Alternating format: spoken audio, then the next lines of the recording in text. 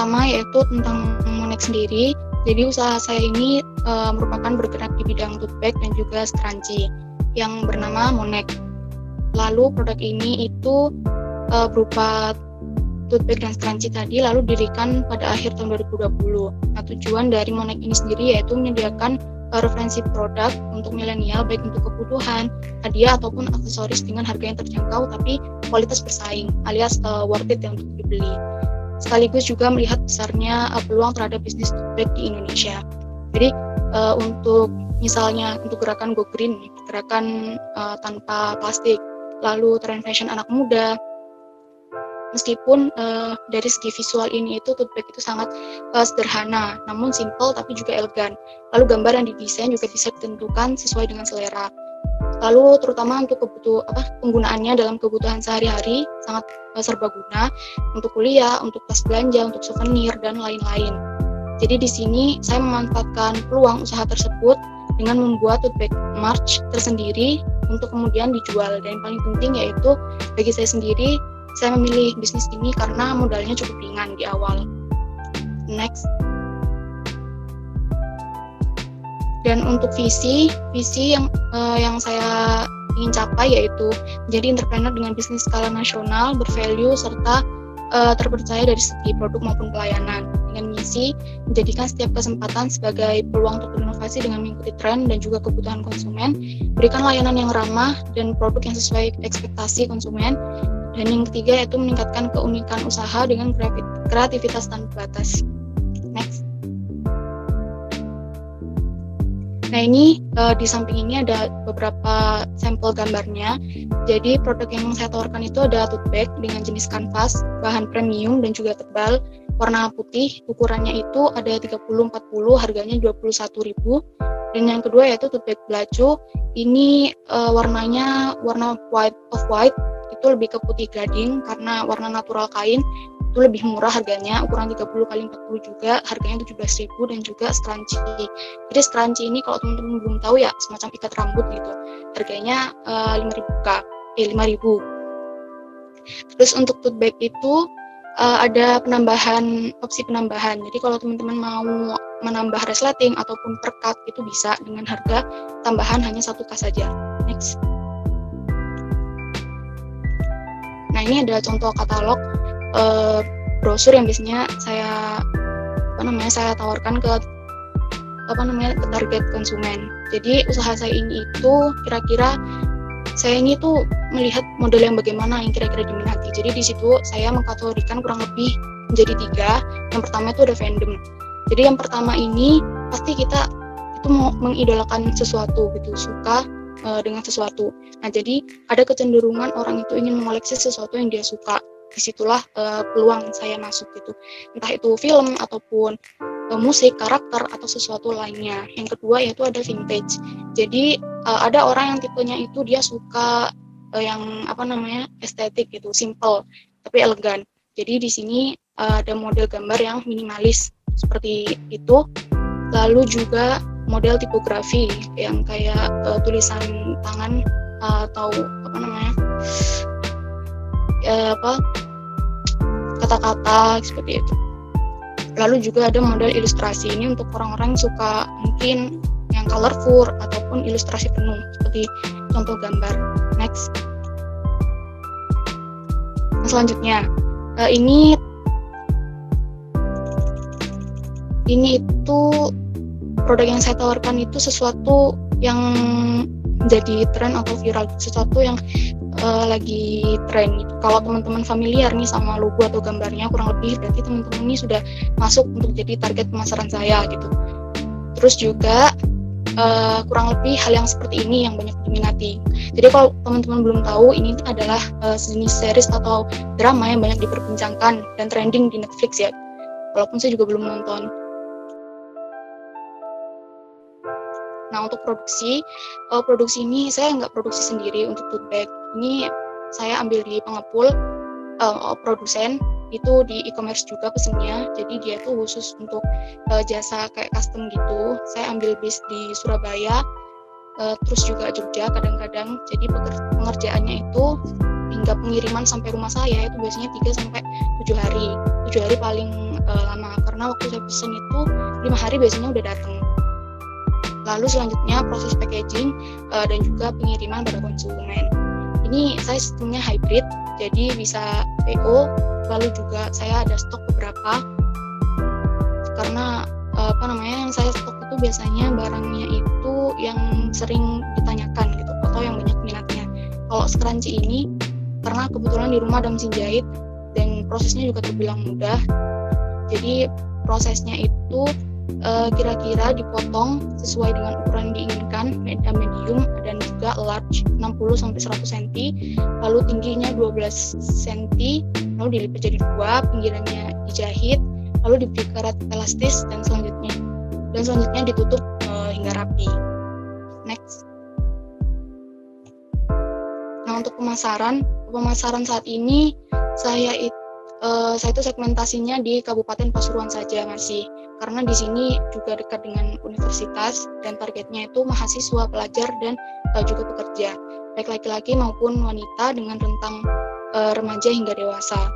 Untuk psikografisnya, segmentasi psikografis itu ditargetkan pada mahasiswa, pelajar, pekerja dengan yang biasanya menggunakan tote bag ini sebagai kebutuhan ataupun hadiah ataupun bingkisan dengan harga yang terjangkau. Jadi di sini saya juga memanfaatkan koneksi orang-orang sekitar, karena teman saya juga kebetulan ada koneksi teman kampusnya ataupun teman kerjanya juga gitu. Selain itu juga melalui media sosial seperti Instagram untuk branding ataupun sebagai brosur atau portofolio. Walaupun saya di sini masih agak kurang, dan yang utama yaitu melalui WhatsApp story ataupun personal chat. Ini aliansi, ini saya kurang tahu sebutannya, tapi intinya itu saya jualin barang saya ke teman saya yang kebetulan dia itu suka jualan, dan itu networknya ataupun jaringannya di situ luas di daerah ini ataupun di kampusnya gitu. Nah, setelahnya dia baru ambil komisi untuk tote bag-nya ataupun scrunchie-nya. Lalu ini endorsement, karena kan kalau endorse selebgram kan bayarnya mahal untuk satu kali posting gitu.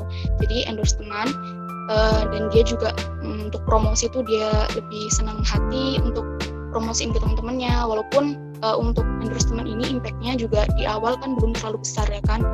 Dengan rincian ada kain fabrik ini 105-500, itu saya beli 3 motif karena saya masih harus mengintai, terus juga kira-kira minatnya itu seberapa besar di daerah sini. Lalu ada karet elastis, lalu ada benang, ada packaging, ada thank you card, dan juga bonus, dan alat yaitu berupa gunting dengan total 230.600.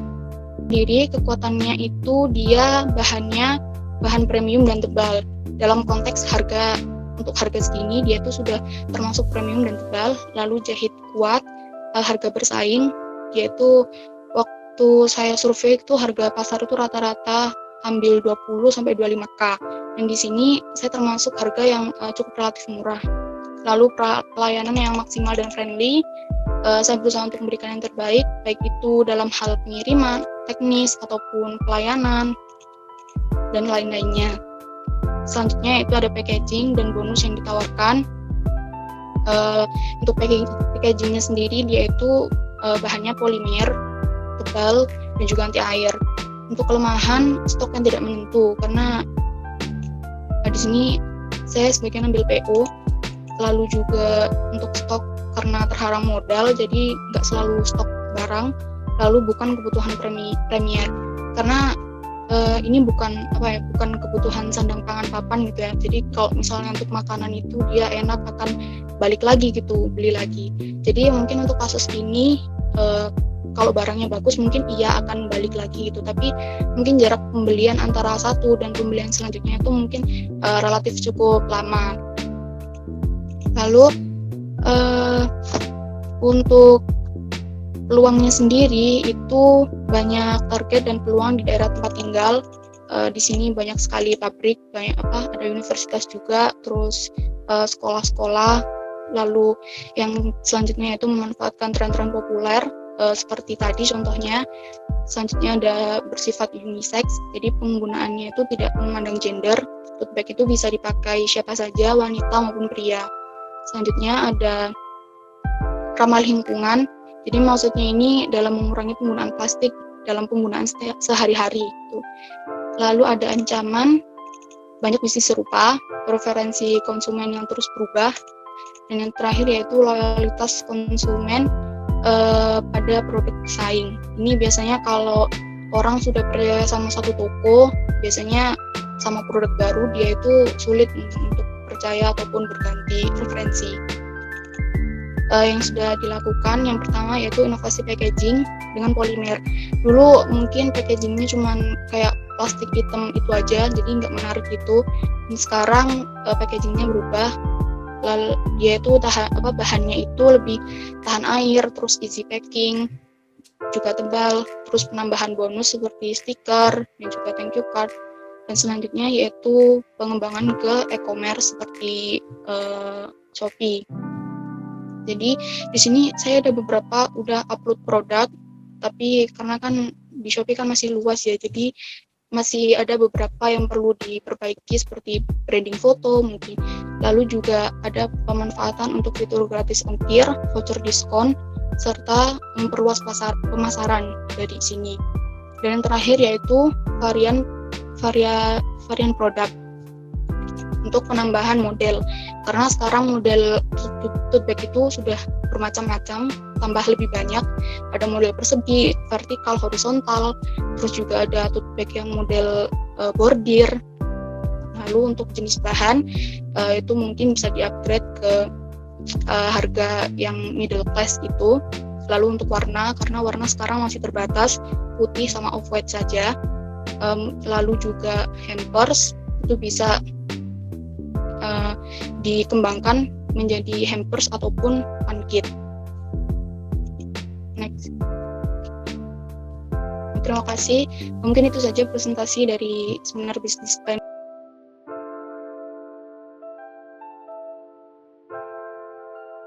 Bertanya, maaf tadi untuk terkait produk-produk atau gambar-gambar ya tadi ya, itu dari customer atau konsumen sendiri itu bisa request sendiri ya, maksudnya apa, bisa custom sendiri gitu? Di sini itu saya juga buat sistemnya custom, tapi custom ini bukan jadi branding utama sebenarnya, karena saya juga di sini itu kalau custom itu sedikit repot sebenarnya, karena kalau custom itu sering gambar yang dikirim dari konsumen itu pecah dan sebagainya gitu, jadi ada beberapa kendala. Jadi di sini saya lebih branding utamanya itu menyediakan katalog-katalog yang sekiranya katalognya itu dia itu relate ke semua orang gitu, hal yang juga tren dan viral. Misal apa itu namanya, sampean kan selaku owner ya, terus misal ada customer atau konsumen itu ingin custom di Mbak Tiffany. Nah, ya gambarnya sudah bagus, dikirim sudah bagus, HD dan lain-lain. Namun kan yang dikirim customer ini gambarnya itu kurang baik gitu loh, atau mengandung unsur sara gitu loh Mas. Itu saya kurang menetapkan SOP. Jadi kalau dari sisi penjual kan meskipun dia mau pesan gambar apa, dari segi penjual kan dia tetap untung gitu. Kalaupun saya tolak berarti itu saya bersifat personal dong gitu. Padahal ini kan itu sebenarnya di luar tanggung jawab saya gitu. Jadi gambar apa yang dikirim saya terima, karena dari sisi penjual kan ada pesanan, untung gitu. Terus juga untuk masalah sara gitu, saya sebenarnya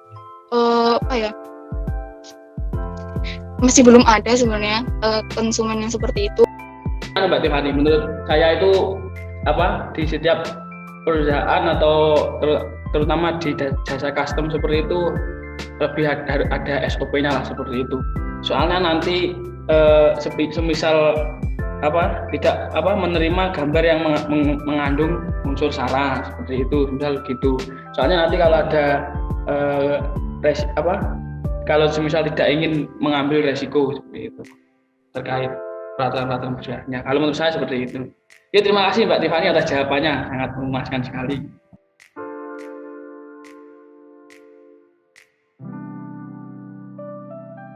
dan pemberian stiker itu apa tidak membuat keuntungan semakin sedikit? Saya untuk meningkatkan pemasaran dan juga branding dari produk yang saya tawarkan gitu. Jadi semisal ini kan pemasarannya masih belum luas gitu. Jadi gimana caranya saya selaku untuk strategi pemasarannya itu agar bisa terlihat lebih menarik. Kalaupun mungkin kedepannya sudah cukup penjualannya itu juga cukup stabil dan juga lancar, mungkin untuk bonus itu bisa dikurangi itu. Kalau juga penjualannya sudah sudah lebih banyak, bonus itu bisa saya kurangi ataupun bisa saya tambah. Sebenarnya ini relatif sih dari modal yang ada gitu, karena ini kan dari strategi pemasarannya saya juga ingin lebih terlihat lebih menarik gitu. Bertanya, sekarang kan sudah banyak penjual tote bag, lalu kira-kira apa yang membedakan usaha ini dengan usaha tote bag lain? Dipersilahkan Mbak Tiffany untuk menjawab. Ciri khas dari tote bag yang saya tawarkan itu, saya lebih menekankan dan juga memperkuat dari desain ilustrasinya. Terus juga katalog yang ditawarkan memiliki banyak referensi, lalu bahannya sendiri itu premium dan tebal dalam konteks di harga ini, jadi worth it untuk dibeli gitu. Lalu juga untuk penambahan resleting dan juga perkatnya itu lagi. Jadi untuk pembelian banyak, misal 3-5 itu teman-teman bisa dapat potongan harga gitu. Baik, jika memang sudah tidak ada lagi yang mau ditanyakan, maka saya akan serahkan kepada Bu Nihayatu Aslamatis Soleha, SEMM selaku dosen penguji. Kepada Bu Nihaya, saya persilahkan. Oke, terima kasih. Lumayan rame, banyak sekali pertanyaan-pertanyaan. Good job Mbak Tiffany. Kasih plus dulu dong buat presentator yang kedua. Kebetulan saya berpikirnya bisnis tote bag ini kan kalau saya dari amati memang banyak aspek. Satu, tadi dari desain yang dijual memang bisa custom terus menyesuaikan dengan selera konsumen. Di samping itu, ini kan pemerintah sedang menggalakkan. Saya ini kan ada beberapa riset yang berhubungan dengan perilaku ramah lingkungan. Nah, perilaku ramah lingkungan itu diantaranya adalah merubah perilaku manusia untuk berperilaku lebih ramah lingkungan. Salah satunya adalah beralih dari penggunaan kantong plastik ke kantong berbahan yang lebih ramah, ya umumnya berbahan kain. Ya diantaranya tote bag ini. Jadi kedepannya memang saya kira kalau memang program pemerintah yang arahnya memang ke sana, jadi produk-produk yang arahnya memang tujuannya untuk mengurangi limbah, tujuannya diantaranya untuk mengurangi limbah, maka akan bisa survive. Selain tadi ini kan bisa dipakai untuk stylish, jadi bisa dipakai untuk gaya dari membantu penampilan seseorang. Kalau misalkan anak muda itu kan pantes wae gitu. Yang pengen saya tanyakan di situ tadi ukurannya ada apakah satu ukuran ataukah memang bermacam-macam ya? Karena yang diceritakan kan hanya itu desain yang ditempelkan pada tote bag. Di situ apakah ada ukuran tote bag kan macam-macam ya? Ada yang bentuknya melebar, ada yang bentuknya panjang, memanjang ke bawah, ada yang bentuknya mini, ada yang itu macam-macam. Nah, Mbak Tiffany ini untuk produksinya yang diambil itu berbagai macam ukuran ataukah memang standar satu saja terus kemudian dengan karakter yang berbeda? Sementara ini saya masih ambil yang ukuran 30x40, maksudnya tote bag yang standarnya masih banyak digunakan seperti itu. Kalau untuk tote bag mini, saya kira targetnya di sini masih kurang gitu, kecuali memang untuk souvenir pernikahan. Tapi kan karena itu produksinya pasti besar, jadi saya nggak ambil. Sekiranya targetnya untuk mahasiswa pelajar seperti itu. Jadi targetnya kan yang jual retail, artinya kan jual bis-bisan atau apa gitu. Kalau misalkan untuk event-event gitu belum kepikiran. Misalkan gandeng ini kan memang baru mulai sih ya di bulan-bulan November ini kegiatan-kegiatan perkantoran terus kemudian pernikahan dan lain-lainnya ini kan sudah mulai menggeliat lagi. Nah, biasanya kalau tadi sudah mungkin itu bisa mulai difikirkan juga nangkap yang lebih besar. Kalau kecil-kecil kan ya custom memang ya alon-alon lumintu gitu. Tapi kalau misalkan pengen nangkap lebih besar kan berarti kan memang jualnya yang besar. Misalkan untuk acara kegiatan 50 piece, 100 piece gitu. Gitu. Link umpan baliknya. Ya baik Bu. 30 kali 40 ya, itu atasnya nggak ada, berarti terbuka aja ya yang atasnya. Kan ada model yang ada resletingnya, dan itu enggak ya? Iya Bu, itu opsinya seperti itu. Jadi opsional. Iya. Jadi dari harga yang paling murah berapa? 17.000. Sambil diisi ya, sambil diisi yang lain saya ngobrol. Artinya pokoknya selesai ini berarti selesai ngisi. Dan saya tunggu rekap umpan baliknya sekarang juga. Jadi kan kelihatan siapa yang dan yang hadir dan yang tidak hadir. On the spot. Silakan diisi. Sambil saya tanya-tanya ke Mbak Tiffany. Berapa Mbak dari yang paling murah berapa? 17.000 Ibu. Untuk yang kainnya 17.000. Lebih tipis ya. Terus yang bagus? Yang bagus itu 21.000. Harganya memang tidak terlampau jauh, tapi kainnya ini lumayan tebal.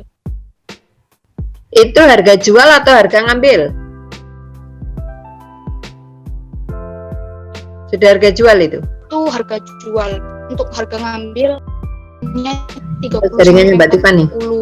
40%. Kadang lebih seperti itu. Oh, ambilnya dari persentase. Oke. Good job.